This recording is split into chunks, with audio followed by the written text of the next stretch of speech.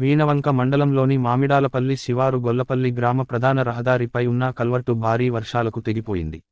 దీంతో జమ్మికుంట, వీణవంక మీదుగా కరీంనగర్కు రాకపోకలు నిలిచిపోయాయి.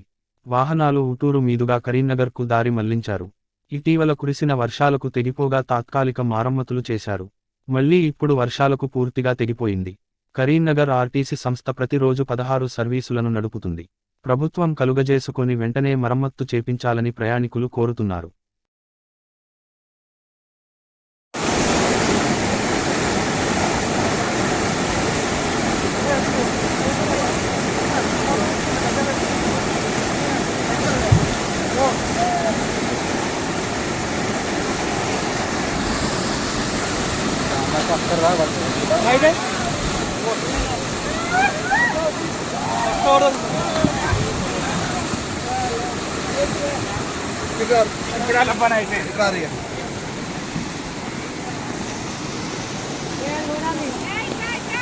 Hey!